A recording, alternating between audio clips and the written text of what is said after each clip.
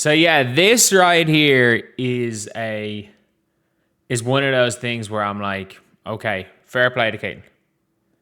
Fair play to Caitlin for actually coming out and saying this. And it's so funny.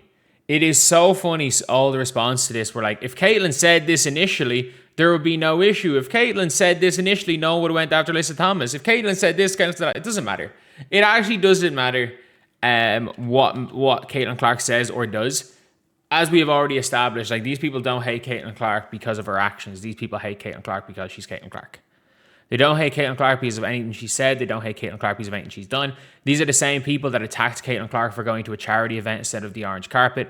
These are the same people that are tweeting out, shout out to all the players who actually represented their league and showed up to the events. She went to the Nationals to support her old team. And she went to a charity event, but apparently no, she just got her hair done and was just skipping the event to skip the event. And at the end of the day, you can no-show an all-star event if you want. Like, it's not like Alyssa Thomas didn't no-show the events the whole time, but people only care now. That being said, let's listen to Caitlin Clark right here talking about the Alyssa Thomas nonsense.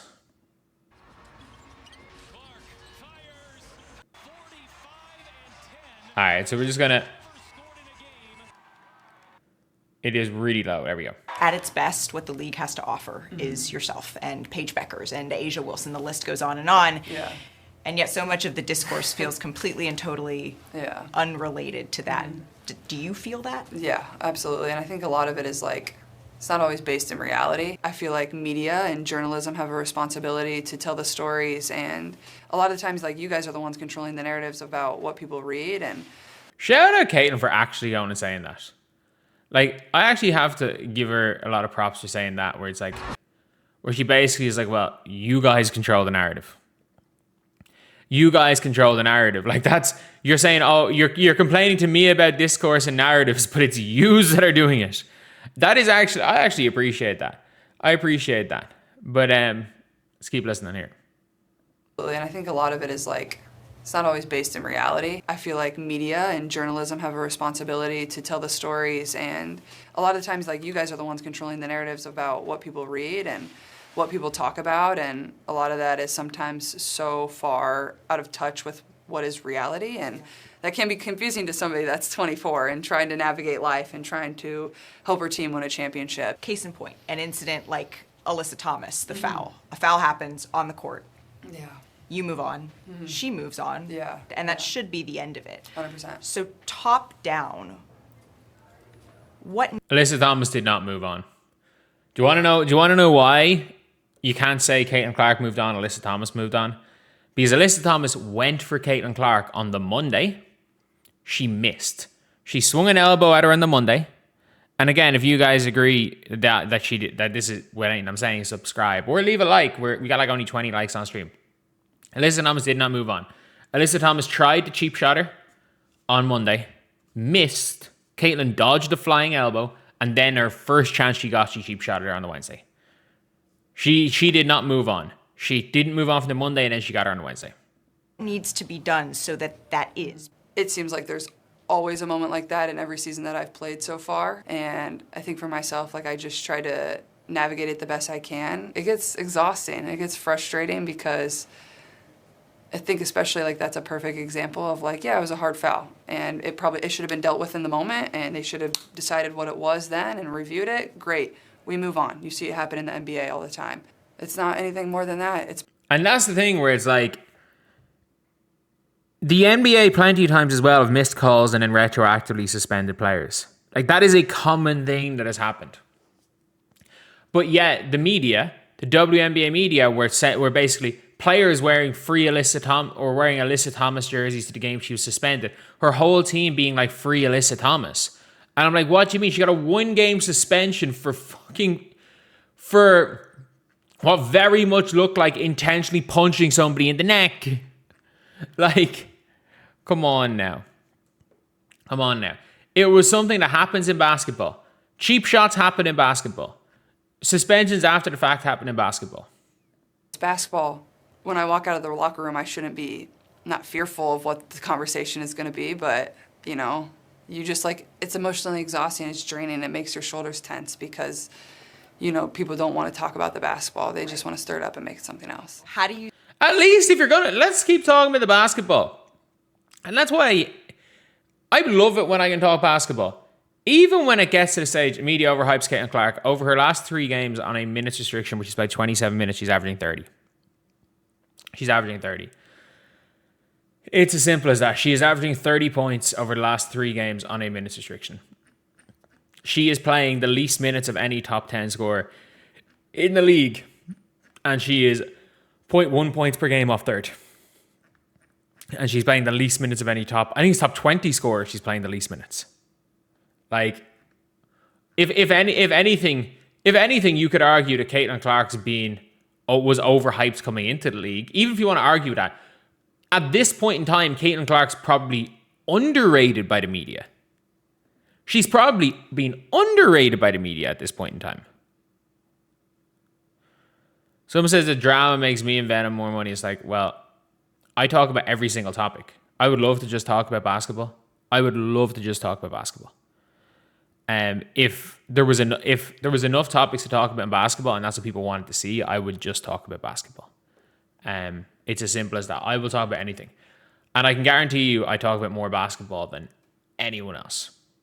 Anyone else in WNBA YouTube, there's more specific basketball content spoken about by me over the course of the year. But it is genuinely crazy when it's like, and I don't even mind there is Steph White, like, when it comes to basketball narratives, there's always going to be narratives. There was narratives for how many years of can Tatum and Jaylen Brown coexist? And then there was even narratives, can Tatum and Jaylen Brown coexist this year? Like, those are the things that happen. Like, it's so funny. People equate saying that Caitlin and Kelsey Mitchell can't play at the same time when statistically they've been bad at the same time together. And in the last couple of games, they've clearly 180'd the way they play. And then you're allowed to change basketball opinions. People equate that to saying Stephanie White was hired by the old WNBA as a method of sabotaging Caitlin Clark. And I'm like, they are 2 very, very different things. They're 2 very, very different. One is a basketball take, or even Stephanie White's the wrong coach for Caitlin Clark and she runs a bad offense. That is a basketball take. Even if the logic is the same, saying that Stephanie White was hired as a person to sabotage Caitlin is not a basketball take. There's very difference. And the weird part is that people put every single critique of anything basketball-wise that is hate in any way into the same breath. Just like people saying, I don't know, making the argument that if you think Paige Bueckers is better than Caitlin Clark, that's fine. If you think Paige Bueckers is better than Caitlin Clark, because Paige Bueckers one time said an ESPY speech, that's not a basketball take. Like, if you get me, you can come to the same conclusion, but you can have, like, but if your logic is based on basketball versus if your logic isn't, they're very, very different things. But anyway, let's go. You square the way that you are covered with who you know yourself to be. I think there's just like a false characterization of who I am sometimes. Like, and I get it. Like, as a reporter or as a blogger, like, you can write an opinion piece and that's your job and whatever. But at the same time, like, you don't know me. Like, we've never had a conversation. I get people. I actually agree with that. I actually fully agree with that point. And I don't think I have. And if I have at any stage attributed something or said that it's clear Caitlin feels a certain way or is a certain way that isn't based off something she said or done, I would be in the wrong. I don't think I have. I've clearly given my opinions, and in certain situations based on body language, I can give my opinion on what something could be. There's very different things in that. But like, there are nuanced situations when it comes to talking about players, when it comes to talking about even from a celebrity culture standpoint where we're all going to have opinions. I don't think I've done anything. I don't think I've done anything like that. But if I have to be called out, if you can find any actual proof instead of saying you have, I will put my hand up and apologize. But like, I don't think I have. Or if I have, again, I profusely apologize, Miss Clark. But I don't think I have pushed Caitlin Clark's opinion more so than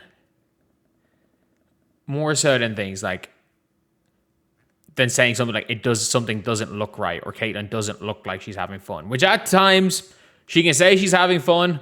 It doesn't look like it at times this season. It has looked like it recently.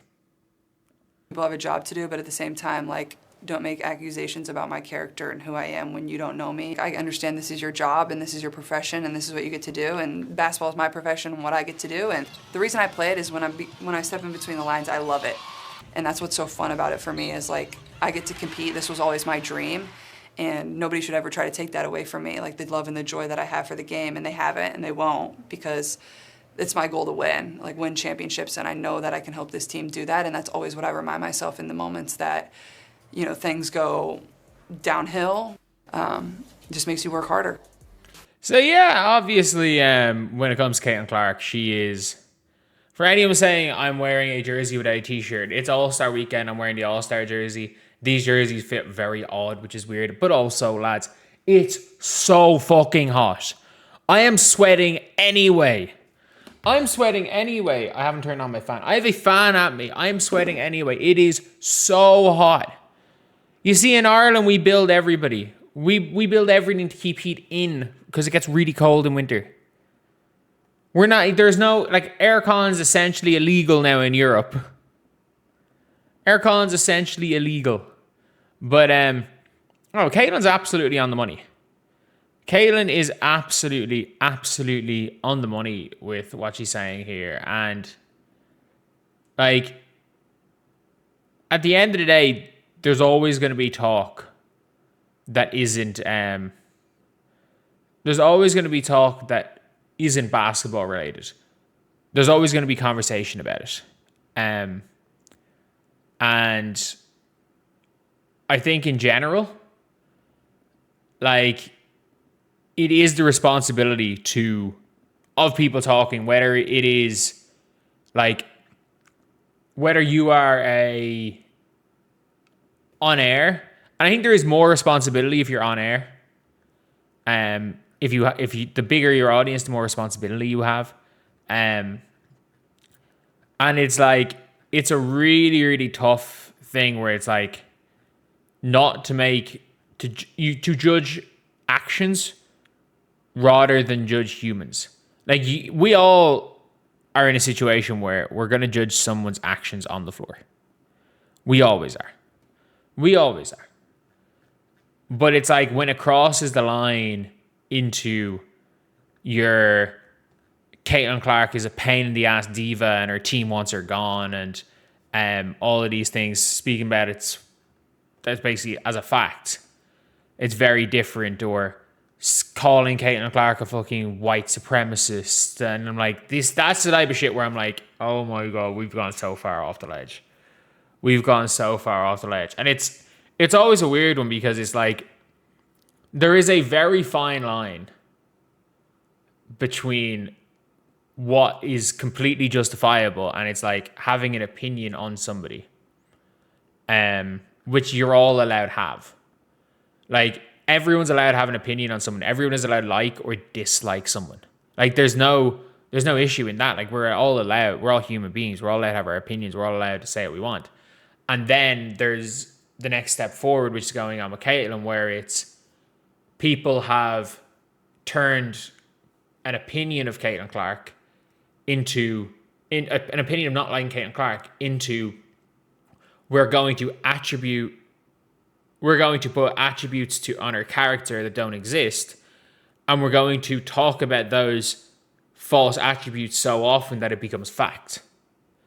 And I think there's a big difference between someone coming out there and saying, I don't like the way Caitlin Clark speaks to referees, which is a valid criticism, and Caitlin Clark complaining to referees is going to get another player killed, like what happened to Emmett Till 70 years ago.